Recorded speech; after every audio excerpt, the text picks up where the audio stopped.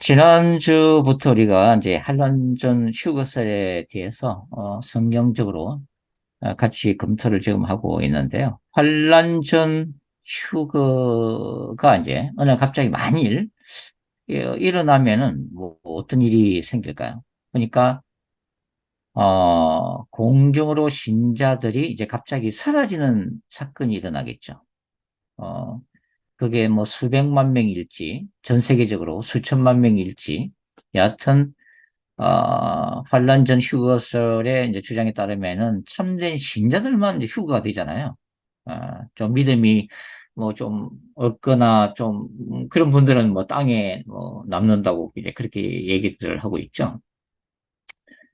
그래서 전 세계적으로 만약 이런 일이 실제로 이제 일어난다고 우리가 가정하면 말 그대로 브레이킹 뉴스가 되는 거죠. 전 세계적인. 거의 이제 뭐 같은 시간에 사라지는 거잖아요. 그죠? 이 지구상에서. 그런데 뭐 사라지는 것도 사라지는 거지만 그 후유증은 뭐 우리가 생각해 보면 대단하지 않습니까? 뭐 그래서 레프트 비하인드라는 소설이나 그 영화에 보면은 자세하게 이렇게 묘사가 되어 있지만 대재앙이 일어나는 거죠. 뭐 휴거가 갑자기 일어나게 되면 뭐 예를 들어서 뭐 300명을 이렇게 태우고 가던 비행기가 만일에 뭐 어? 두 분이 조종사 두 분이 신실한 신자들 같으면은 조종 중에 사라져 버리는 거잖아요. 그러면은 수많은 비행기들이 땅에 추락하는 사고가 일어나겠죠. 뭐 땅에서도 마찬가지지 않습니까? 뭐 자동차 몰고 가다가 뭐 휴거하고 또 뭐 전기시설 다루다가 휴거하고 뭐 핵시설 다루다가 휴거하고 뭐 직장에서도 휴거하고 자 그렇게 되면 사실은 뭐 적그리스도가 그렇게 박해를 따로 안 해도 이 지구상에는 뭐 휴거하고 난 이후에 엄청난 재앙들이 난다고 하는 거죠. 자, 그래서 이 환란전 휴거설을 우리가 겸손하게 이 하나님의 말씀인 성경에 비추어서 하나씩 검토를 해 나가고 있는데요. 지난 시간에는 뭐 데살로니가 전서와 후서를 우리가 살펴봤고 이번 시간에는 여기 계시록 3장 10절을 한번 보겠는데 왜냐하면은 이제 계시록 3장 10절도 세대주의 종말론을 주장하시는 우리 이제 목사님들이나 또 일부 신학자들이 이 환란전 휴거설의 성경적인 근거로 삼고 있는 그런 부분이거든요. 그래서 이 3장 10절을 이렇게 한번 보시면 이 빌라델비아 교회에 보내는 메시지 중에서 나오는 구절이죠. 네가 나의 인내의 말씀을 지켰은즉 또 내가 또한 너를 지켜 시험의 때를 면하게 하리니 이는 장차 온 세상에 임하여 땅에 거하는 자들을 시험할 때라. 이렇게 돼 있잖아요. 장차 온 세상에 임하여 땅에 거하는 자들을 시험할 때 이게 이제 종말론적인 대환란으로 보고 있잖아요. 그런데 이 대환란의 때에 내가 너를 지켜주겠다. 그리고 그 시험의 때를 면하게 해주겠다라고 기록이 되어 있죠. 그래서 이 3장 10절이 바로 어, 주님이 이런 대환란을 피해가도록 그러니까 대환란 전에 신자들이 휴거함으로써 이런 환란의 때를 면하는 그 은혜를 받게 된다고 하는 명백한 성경적인 근거 구절이다. 이렇게 이제 설명을 이제 하고 있다고 하는 거죠. 자, 과연 이 계시록 3장 10절이 종말론적인 이 환란으로부터 완전히 이렇게 하나님이 피해가게 하시는 아예 그런 환란을 당하지 않게끔 휴거를 시키시는 그런 구절인가 하는 거죠. 여기 제가 대표적으로 제가 영어 번역본을 두 개만 올려놨습니다. 근데 여기 보시면 NIV든 킹 제임스 바이블이든 keep from의 용법을 쓰고 있죠. I also will keep you from the hour of temptation. 여기 돼 있잖아요. 시험의 때로부터 너를 보호해 주겠다. 우리가 중학교 때 뭐 keep from 뭐 ing가 붙으면은 A로 하여금 B로부터 피하게 해준다. 뭐 그렇게 우리가 열심히 또 공부도 했지 않습니까? 그래서 이 세리 종말론자들은 바로 이 키프롬이 바로 면제를 얘기하는 거다. 이렇게 이제 주장을 하고 있는 거죠. 근데 사실은 이 영어 성경을 뭐 한글 성경은 말할 것도 없고 영어 성경을 읽어봐도 이게 키프롬이 과연 그런 뜻인가 명백하게 그러한 의미를 주는 영어 성경 구절인가 하는 게 아직도 이해가 안 된다고 하는 거죠. 그래서 이제 보는 게 이제 헬라 원문을 우리가 이제 찾아볼 필요가 있다고 하는 거죠. 그 헬라 원문을 찾아보니까 엑테스 호라스 투드 페이라스무 이렇게 돼 있거든요. 그 시험의 때다, 환란의 때다. 근데 여기에 보면은 에크라고 하는 전치사가 붙어 있습니다. 그래서 여기에 이제 우리가 조금 이제 이 헬라어 전치사를 조금 이제 생각할 이제 필요가 있는데요. 여기 에크와 비슷한 전치사 중에 아포라고 하는 전치사가 있습니다. 아포. 아, 그런데 이 에크와 아포는 조금 그 의미하는 게 조금 틀려요.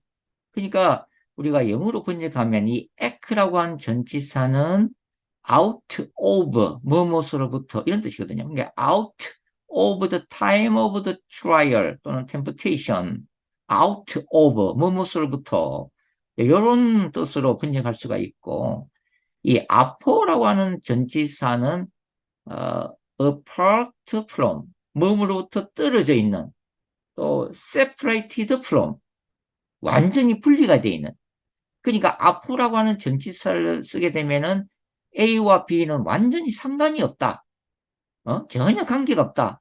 그런 의미로 쓸 수 있는 전치사인 반면에 이 에크라고 하는 이 전치사는 out of B 안에서부터 그런 의미를 가지고 있다고 하는 거죠. 그러면은 일단은 이 헬라 원문을 봐서는 환란하고 전혀 관계없는 아포라는 전치사가 아니라 환란 가운데로부터 환란으로부터의 뜻이 더 강하다고 하는 거예요. 이게 out of의 뜻이 되기 때문에 자 그런데 이와 비슷한 본문이 바로 그 요한계시록 7장에 나타나 있습니다.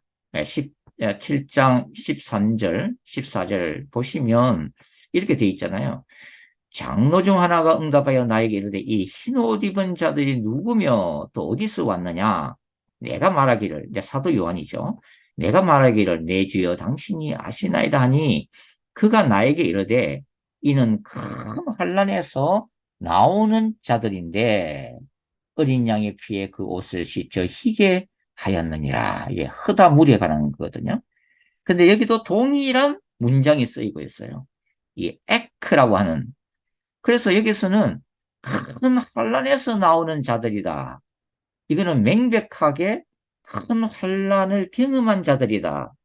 큰 환란을 이 체험하고 나오는 자들이다. 이게 환란 통과설에 관한 구절이 명백한 구절이 되는 거죠. 그래서 이 구절은 환란하고 전혀 관계없는 사람들이 아니고 오히려 환란을 당한 사람들 그런 의미로 쓰이고 있다고 하는 것입니다.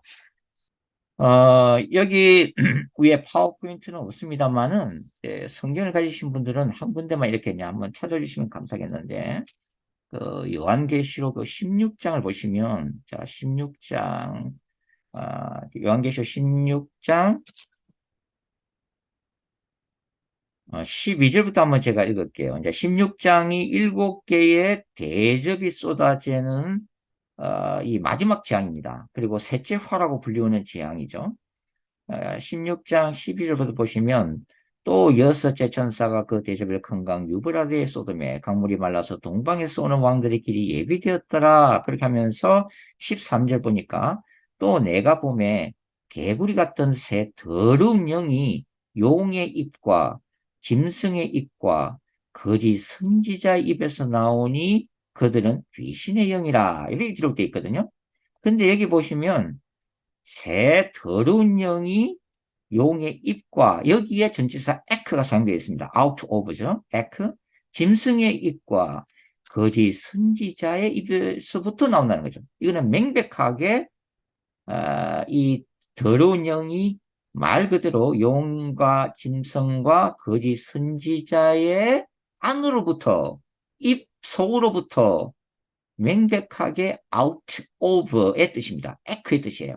여기서 에크는 전혀 이 새 더러운 영이 용과 짐승과 거짓 선지자와 전혀 관계없는 이 아포 전치사 아포가 아니고 그들 속으로부터 그들의 입에서부터라고 하는 이 에크라고 하는 전치사 out of로 쓰이고 있다고 하는 거죠. 그래서 이 요한계시록 3장 10절은 마지막 때에 하나님의 백성들을 즉 그리스도의 7년 대환란이 일어나기 직전에 공중으로 재림해서 이 대환란을 당하지 않도록 미리 휴거시키실 것이다. 환란을 당하지 않도록 할 것이다. 라고 하는 본문이 아닙니다. 이 구절에서는 전혀 그런 의미를 찾을 수가 없다고 하는 거죠. 자, 그 다음에 파워포인트 좀 넘겨주시면 요한계시록 4장 1절이 이제 나오는데요. 자, 요한계시록 4장 1절도 마찬가지로 환란전 휴거설의 근거로 종종 인용되는 구절이거든요. 자, 여기 보시면 4장 1절에 일 후에 내가 보니 하늘에 열린 문이 있는데 내가 들은 바 처음에 내게 말하던 나팔 소리 같은 그 음성이 이르되 이리로 올라오라. 이후에 마땅히 일어날 일들을 내가 내게 보이리라 하시더라. 여기서 내가 누굽니까? 사도 요한이죠. 사도 요한이 이 하늘의 열린 문에 대한 환상을 봤는데 또 음성을 들은 거죠. 그 음성이 뭐냐면 이리로 올라오라. 이후에 마땅히 일할 일을 내가 내게 보이리라. 자, 그래서 요한이 주님의 보호자 앞으로 이끌려 올라간다고 하는 거죠. 그런데 이 환란전 휴거스를 주장하시는 분들이 자, 봐라. 이 사도 요한이 교회를 대표하는 사람인데 이리로 올라오라. 그래서 하늘로 휴거하지 않느냐. 첫 번째 이유를 그렇게 들고 있는 거예요. 사도 요한이 교회의 대표성을 띠고 있기 때문에 사도 요한의 휴거는 곧 교회 전체의 휴거다. 환란 전에 교회가 휴거될 거라고 얘기하고 있는 구절이다. 이렇게 설명하고 있는 거죠. 그리고 두 번째 이유는 자, 사도행전 4장과 5장 이후에는 교회, 특별히 이제 에클레시아, 왜냐면 요한계시록 2장과 3장이 일곱 교회에 보낼 때 그 교회가 에클레시아잖아요. 에클레시아, 헬라 원어로. 이 에클레시아, 교회라는 단어가 한마디도 등장하지 않는다. 요한계시록 4장과 5장 이후에는.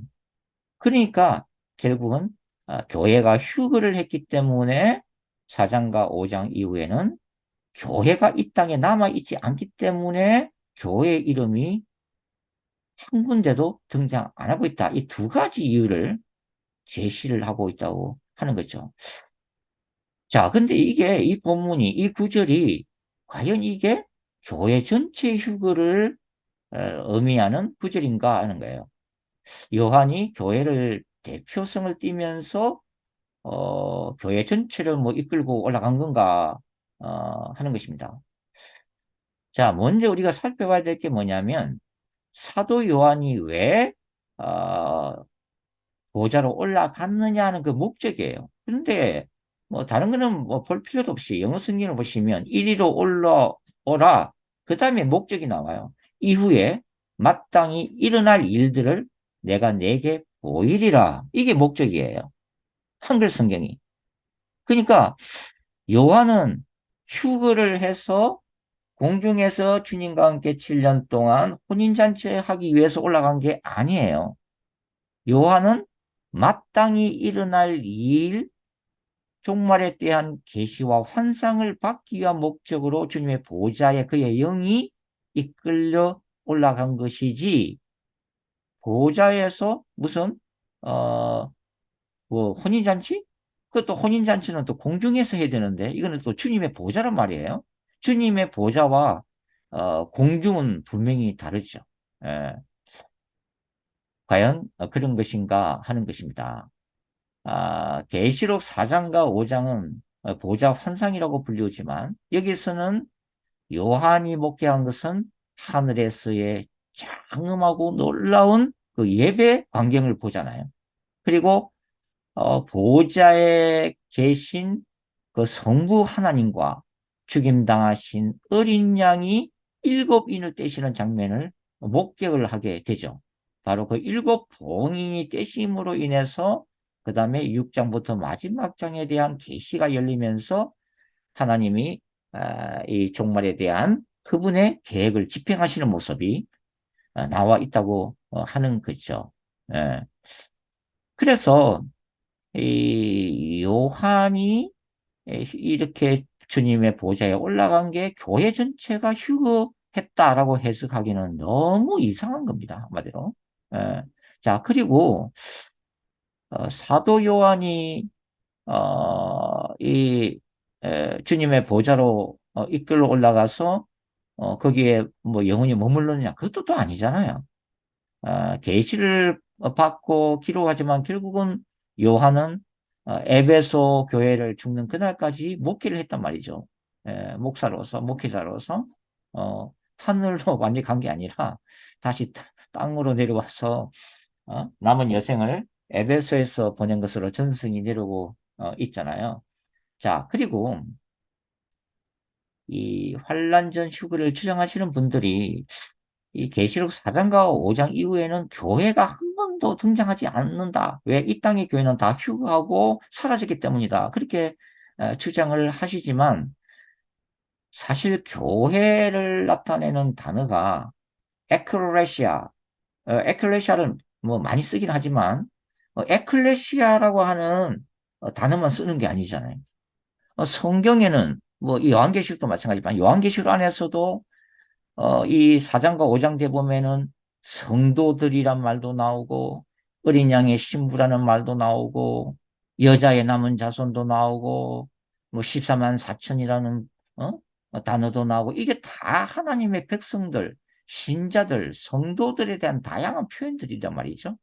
물론 이 환란전 휴거설 지한 분들이 이 사람들은 이 참된 교회 성도들은 다 휴거하고 그 환란기에 남아있는 땅에 남아있던 유대인들을 얘기하는 게 아니냐. 유대인 신자들. 나중에 이제 이분들이 적그리스도의 박해기에 이제 순교하기까지 이제 예수 그리스도를 이제 뒤늦게 영접하게 되기 때문에 이제 그 사람들을 의미하는 게 아니냐. 그렇게 또 이제 이 주장을 하기도 하지만 종합적으로 우리가 볼 때는 그것은 너무나도 단편적이고 단순하게 이 성경을 해석하는 것이다. 요한계시록 4장 1절은 절대로 교회 전체가 휴하는 것도 아니다. 공중에 들림받는 것도 아니고 보좌로 올라가기 때문에 이거는 너무 억지 해석이다 하는 생각이 이제 드는 거죠. 그래서 4장 1절을 교회 전체의 축으로 보기는 대단히 어려운 그런 구절이라고 이제 말씀을 드릴 수가 있겠습니다. 그 다음에 파워포인트 넘겨주시면 이제 마태복음 24장이 나오는데요.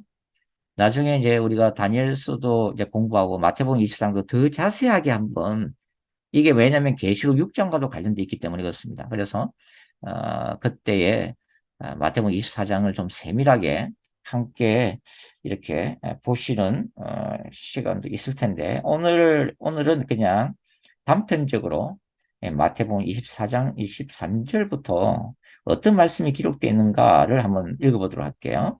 13절, 그러나 끝까지 견디는 자는 구원을 얻으리라. 14절, 이 천국 복음이 모든 민족에게 전되기 위하여 온 세상에 전파되리니 그제야 끝이 오리라. 21절, 이는 그때에 큰 환란이 있겠습니다. 창세로부터 지금까지 이런 환란이 없었고 후에도 없으리라. 자, 22절이 이제 주목해서 볼 구절이죠. 그 날들을 감하지 아니하면 모든 육체가 구원을 얻지 못할 것이나 그러나 택하신 자들 위해서 그 날들을 감하시리라.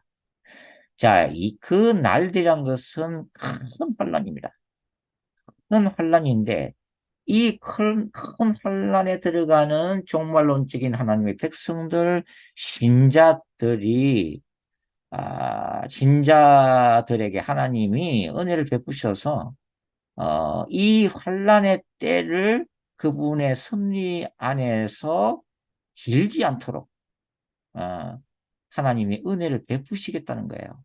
우리가 얘기한 것처럼 환란이 길어지면 어느 누구라도 끝까지 견딜 수 있는 자는 없죠. 우리가 믿음이 있다고는 하지만 이런 환란이 오면은 흔들리고 또는 배도하게 된단 말이죠. 그러나 하나님이 그런 어떤 우리의 연약함을 아시기 때문에 환란의 날들 가운데서도 그 날들을 감하시리라. 특별한 은혜를 주어서 선택하신 백성들을 끝까지 보존하시겠다는 예수님의 의지가 나타나는 구절이 바로 22절이라고 우리가 이제 볼 수가 있습니다.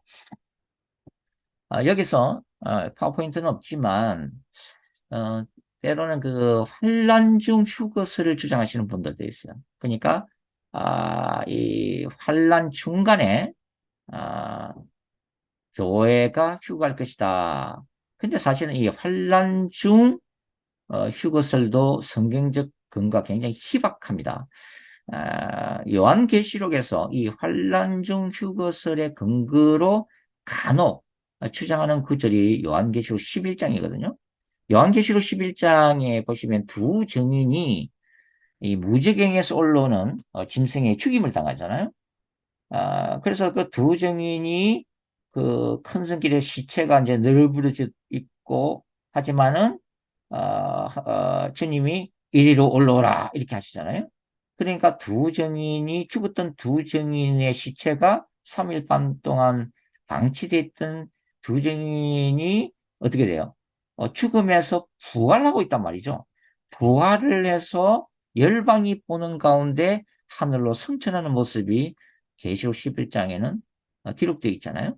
그래서 이제 이걸 보면서 야, 저기 봐라, 여기 이 환란 중간에 두 증인이 휴거하지 않느냐.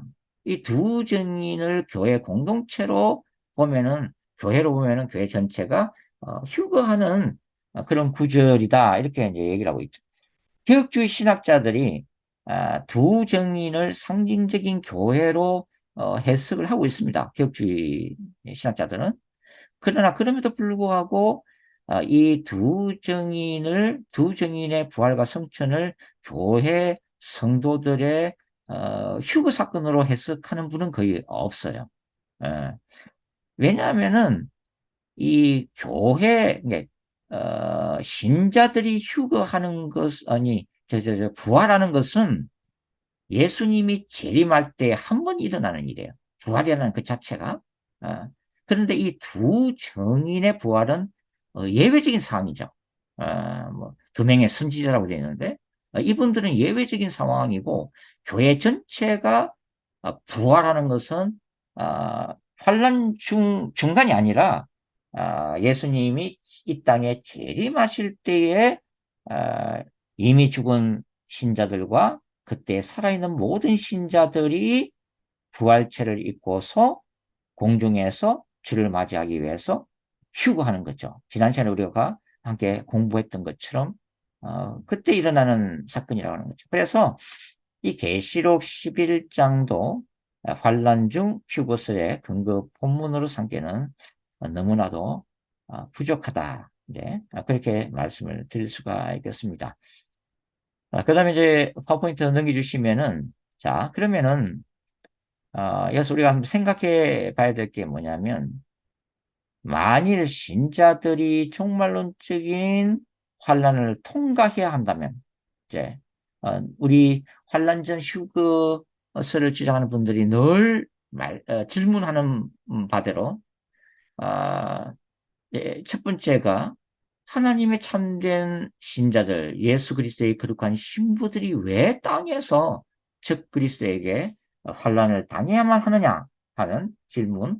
그 다음에 두 번째가 그런 적 그리스도의 환란을 통과할 때 누가 끝까지 인내하겠냐, 살아남겠냐. 마태복음 24장도 물론 이게 유대인들에게 주는 환란을 당하는 유대인에게 주는 말씀으로 이렇게 왜곡돼서 해석하는 분들도 있다고 말씀을 드렸죠. 예.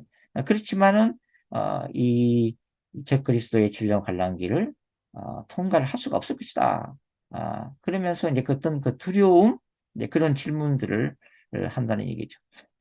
오늘 이 시간에는 요한계시록에 과연 이 환란 중에 하나님의 백성들에 대해서 하나님은 뭐라고 말씀하시느냐 하는 부분들을 조금 더 다뤄보려고 하거든요. 그래서 여기 이제 요한계시록 가지신 분들은 좀 찾아보시면 좋겠어요. 그래서 여기 이제 요한계시록 7장을 이제 보시면은 요한계시록 7장 보시면 자, 한번 읽어보겠습니다. 1절부터 그냥 읽어볼까요? 일 후에 내가 네 천사가 땅 네 모퉁이에 선 것을 보니 땅의 사방의 바람을 붙잡아 바람으로 하여금 땅에나 바다에나 각종 나무에 불지 못하게 하더라. 2절 또 봄에 다른 천사가 살아계신 하나님의 인을 가지고 자, 하나님의 인을 가지고 온대요. 해 돋는 데로부터 올라와서 땅과 바다를 해롭게 할 권세를 받은 네 천사를 향하여 큰 소리로 외쳐 3절 이르되 우리가 우리 하나님의 종들의 이마에 인치기까지 땅이나 바다나 나무들을 해하지 말라 하더라. 4절 내가 인침을 받은 자들의 수를 들으니 이스라엘 자손의 각 지파 중에 인침을 받은 자들이 14만 4천이라. 자, 이 구체적인 거는 나중에 요한계시록 7장에 가서 제가 여러 가지 해석들을 소개를 하겠습니다. 근데 이번 시간에는 제가 핵심만 제가 이제 이 환란주 휴거서와 관련해서 말씀을 드릴게요. 자, 여기에 이제 이마에 인친다는 얘기가 나오죠. 이마에 인침이나 이마에 이제 인침. 자, 지금 요한계시록 7장에서 천사들이 하나님의 종들의 이마에 인치는 이유가 나중에 요한계시록 쭉 읽다 보면 나와요. 그게 요한계시록 9장입니다. 요한계시록 9장에 보시면 이 다섯째 나팔 재앙이 있죠. 이걸 황충재앙이라고 부릅니다. 이 황충재앙인데 여기 요한계시록 9장 4절에 보시면 3절과 4절을 보시면 3절 또 황충이 연기 가운데로부터 땅 위에 나오매 그들이 땅에 있는 정갈의 권세와 같은 권세를 받았다. 이제 지옥에서 나오는 사탄의 군대거든요. 근데 4절 그들에게 이르시되 땅에 풀이나 푸른 것이나 각종 수목은 해하지 말고 오직 이마에 하나님의 인침을 받지 아니한 사람들만 해치라. 그러니까 이 사탄의 군대에서 해함을 받는 사람들은 어떤 사람들이라고요? 이마에 하나님의 인침을 받지 아니한 사람들, 이 사람들이 불신자들이거든요. 근데 우리가 계시록 7장에서 하나님의 종들의 이마에 인을 이미 쳤잖아요. 인을. 근데 그 인치는 이유가 이 계시록 9장 3절 4절 보면 명백하게 나온다고 하는 거죠. 결국은 이 사탄의 공격으로부터의 하나님의 절대적인 보호를 약속하고 있는 구절이라고 할 수가 있습니다. 보호라고 하는 이 개념이 굉장히 강한 구절이라고 하는 거죠. 자, 그리고 우리가 이제 이 요한계시록 이 14장을 보시면 14장을 보시면은 14장 1절 한번 찾아서 보겠습니다. 요한계시록 14장 1절에 또 내가 보니 보라 어린 양이 시온산에 섰고 그와 함께 14만 4천이 서 있는데 그들의 이마에는 어린 양의 이름과 그 아버지의 이름을 쓴 것이 있더라.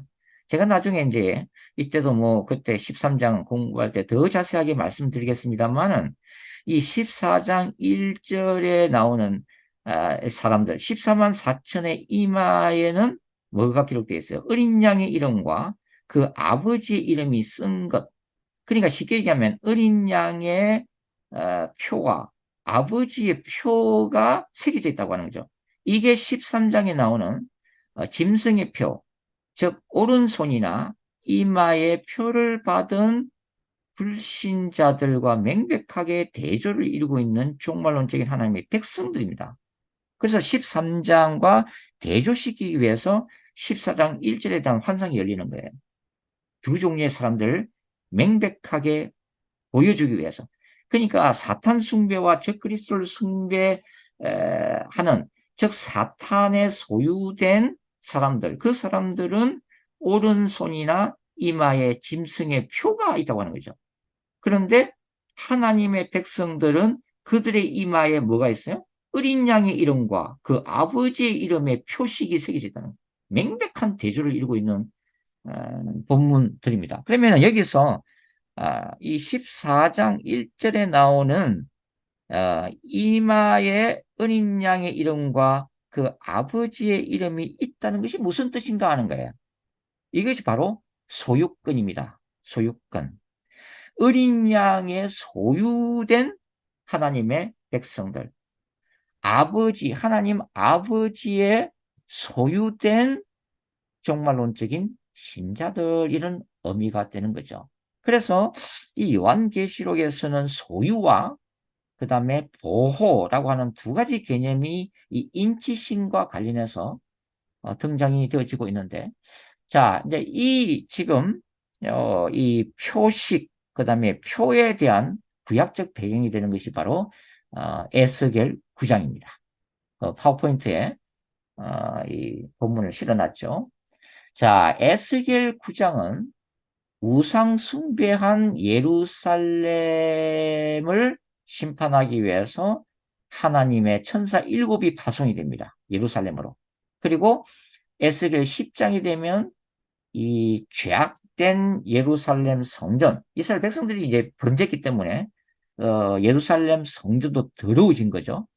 그 예루살렘 성전을 하나님의 여호와의 성령께서 성전을 떠나시는 모습이 기록되어 있습니다. 그래서 에스겔서 10장에서 이 예루살렘의 문을 통해서 이 빠져나오신 하나님의 성령이 나중에 이제 에스겔 1장에 보면은 그발 강가에서 에스겔이 보고 있는데 번쩍번쩍 하면서 뭐예요?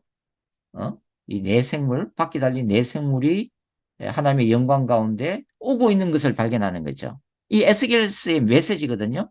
그러니까 정작 예루살렘 성전은 이스라엘 백성들의 죄악으로 종말론적인 야훼의 거룩한 전쟁의 대상이 되어서 준엄한 심판을 받게 되고, 그 다음에 남유다는 무너지고 성전은 회파되고, 그 다음에 하나님의 성령은 그 예루살렘 성전의 지성소에 계시던 하나님의 하나님의 보좌가 이동을 해서 에스겔 1장에 이제 먼저 기록되어 있는 거예요. 이렇게 포로된 바벨론 땅으로 이동하는 모습이죠. 바로 에스겔서에서는. 예.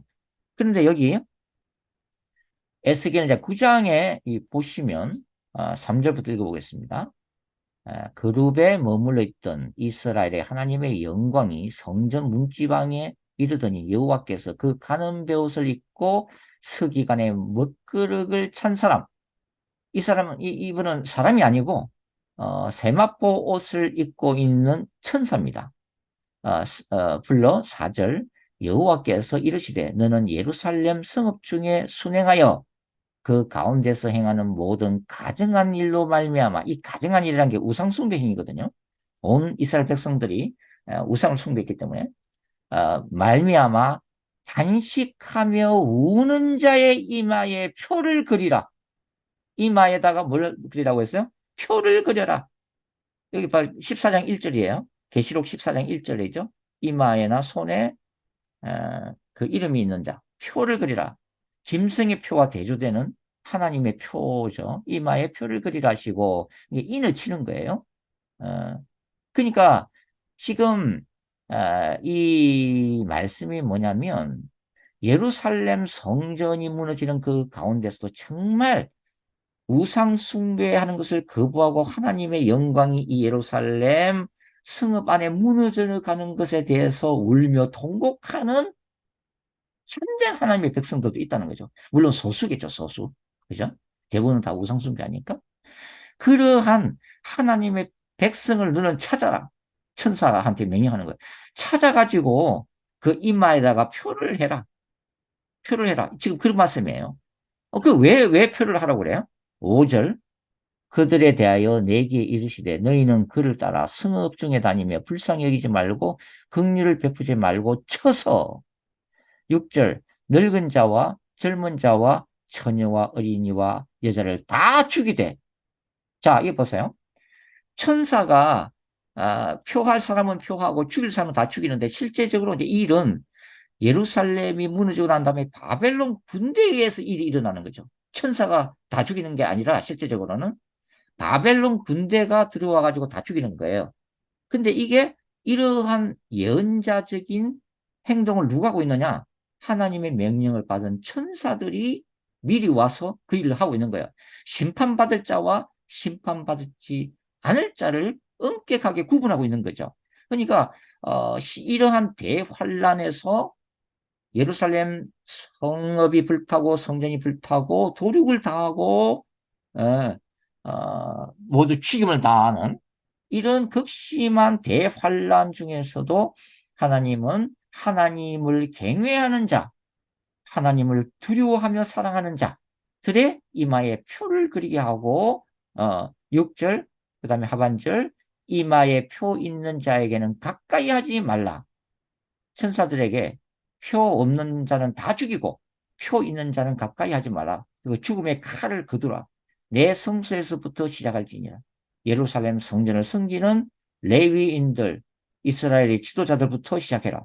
그들이 성전 앞에 있는 늙은 자로부터 시작하더라.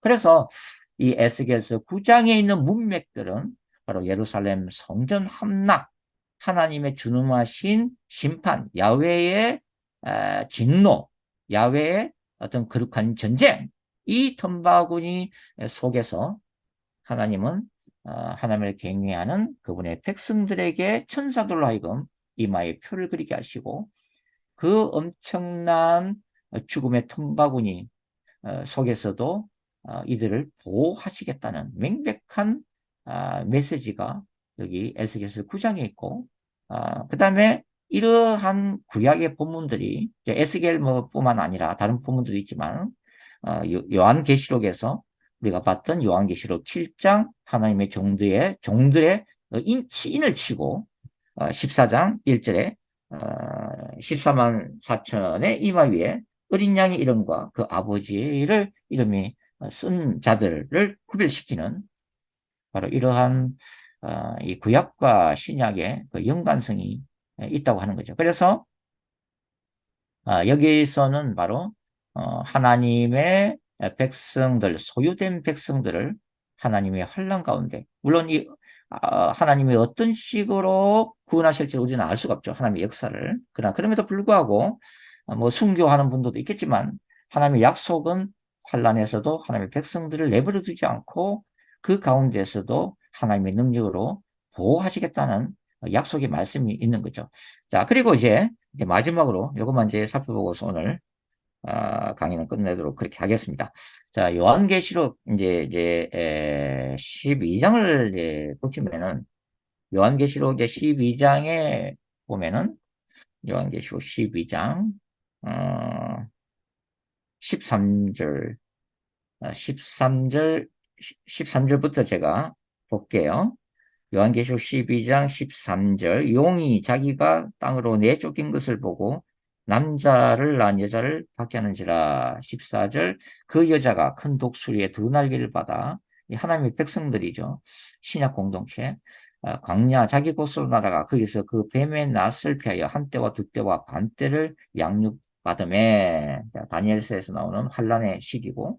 15절, 여자의 뒤에서 뱀이 그 입으로 물을 강같이 토하여 여자를 물에 떠내려가게 하려 하되. 자, 여기에 보시면 광야라는 곳에서 여자가 고난을 받고 있는 장면이에요. 중요한 건 여기서 하나님이 두 여자라고 하여금 아예 이 환란에서부터 도피시키시는 게 아니라 직면하게 하시는 거예요. 환란을 맹기하시는 것이 아니라 그 환란을 만나게 하신다는 거예요. 그래서 이 뱀, 용, 사탄이 이 여자를 죽이려고 뭐요? 물을 강같이 토하여. 물론 여기 상징적인 표현입니다만은 여하튼 여자를 물에 떠내려가 홍수에 떠내려가게 하고 익사시키려고 지금 시도하고 있다고 하는 거죠. 예. 그런데 어떻게 하느냐? 하나님은 16절, 땅이 여자를 도와 그 입을 벌려 용의 입에서 토한 상물을 삼키게 하는 기적을 베푸시는 거예요. 그러니까 용으로부터 공격을 받고 환란을 당하지만 그 환란 가운데서도 하나님은 기적의 역사를 일으켜서 마치 뭡니까 예전에 그 모세 시대에 말이죠. 모세 시대에 미디안 광야인가요? 거기서 이 땅이 갈라져 가지고 막 그 하나님의 대적한 그 이스라엘 저 뭐야 모세의 대적자들을 갖다가 이제 삼켜버리는 그런 심판도 하시잖아요. 그런 이미지와 같이 여기서는 보호를 위해서 땅이 입을 벌려서 이 사탄이 토한 강물, 이 박해, 고난 이런 것들을 넘어갈 수 있도록. 중요한 것은 이 자체를 아예 피해가게 하는 것이 아니라 이 환란의 직면에서도 하나님은 여러 가지 방법으로 그분의 백성들을 환란 중에서도 보호하시겠다 하는 명백한 의지가 또 드러나는 것이 바로 요한계시록 12장이다. 이렇게 말씀을 드릴 수가 있습니다. 그래서 오늘 이제 살펴본 본문들에서 사실 환란 전 휴것을 대환란이 오기 전에 하나님이 미리 공중으로 휴거를 시키실 거다 하는 그런 근거로 삼는 대부분의 성경 본문들이 사실은 설득력이 없어요. 설득이 없다. 이 건강한 성경 읽기나 또 깊은 어떤 성경 해석학적인 이런 메소다로지 어떤 방법론을 모른다 하더라도 우리가 성경의 전후 문맥과 이걸 볼 수 있는 눈이 있다면 사실은 그렇게 억지로 해석할 수 있는 본문들이 아니다. 그래서 환란전 휴거설은 성경적인 근거가 없는 또는 대단히 취약한 그런 주장이라고 할 수 있습니다. 다만 지난 시간에 우리가 함께 나누었던 것처럼 이 세대주의 종말론자 이걸 추정하는 분들은 다 대부분이 순수하게 정말 예수님을 사랑하고 예수님의 거룩한 신부로 휴거를 삼하는 분들이고 예수님을 빨리 만나보기를 원하는 그런 분들이 대부분이라는 사실을 우리가 인정을 하면서 이 세대주의 종말론적인 해석을 이단이다라고 하는 그런 어떤 강한 표현보다는 건강하지 못한 성경 해석이다. 또 뭐 비성경적인 해석이다. 이렇게 이제 조금 말씀을 드릴 수가 있을 것 같아요. 자, 오늘 강의 여기까지 하도록 하겠습니다. 이제 여러분들이 또 이렇게 한번 디스커션 하시면 좋을 것 같아요. 좀 하고 싶은 말씀들. 네, 이상입니다.